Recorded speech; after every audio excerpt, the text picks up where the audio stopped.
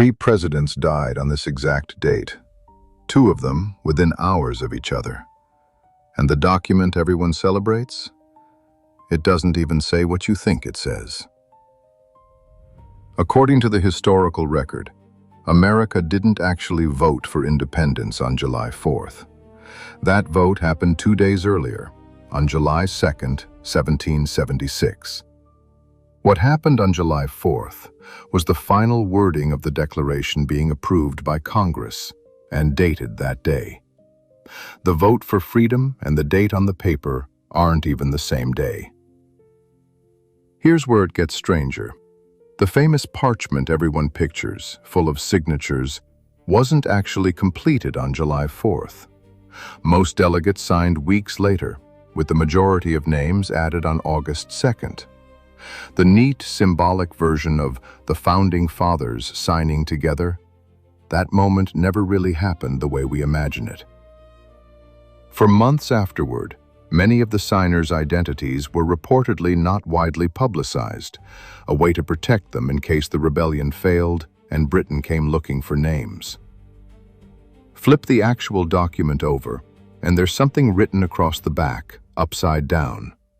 It simply reads, Original Declaration of Independence, dated 4th July, 1776. No secret code, no treasure map, just a label, hiding in plain sight on the one side of the page nobody thinks to check. Now here's the part that sounds impossible.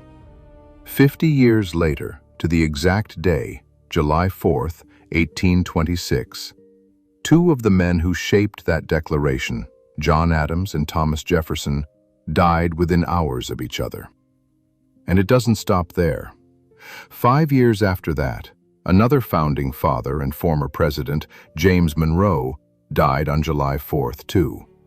3 presidents, same date, decades apart. Historians still call it one of the strangest coincidences in American history. And here's the twist almost nobody knows.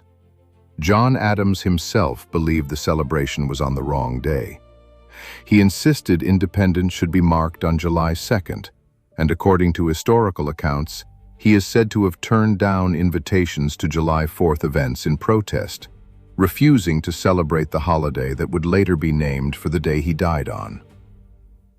While we're breaking myths, Benjamin Franklin never officially proposed the turkey as the national bird. But in a private letter, he wrote that he considered the turkey a more respectable bird than the bald eagle, which he criticized for its character. The eagle won anyway. The first fireworks display to mark the holiday happened just 1 year after independence, on July 4th, 1777, in Philadelphia. The following year, George Washington reportedly issued his soldiers double rations of rum to mark the occasion, in the middle of a war. Despite everything it represents, July 4th wasn't made a federal holiday until 1870, nearly 100 years after the nation was founded. For generations, Americans celebrated it purely out of tradition, with no law behind it at all. Even the modern flag has its own strange origin story. The 50-star version flying today was designed in 1958 by a 16-year-old high school student named Robert Heft, using $2.87 worth of fabric for a class assignment. His teacher gave him a B-. He sent the design to Washington anyway. It became the official flag of the United States. And strangely enough, July 4th didn't stop making history after the Revolution. In 1939, baseball legend Lou Gehrig stood before thousands of fans and delivered what became known as the luckiest man speech, revealing his ALS diagnosis at just 36 years old on Independence Day. Standing before the crowd, he called himself the luckiest man on the face of the earth. And the celebration itself has traveled further than most people realize.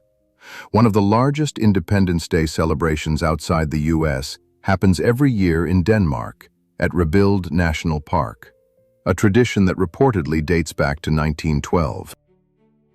So next time the fireworks go off, remember, The date on the calendar isn't the date of the vote. The real signing took a month.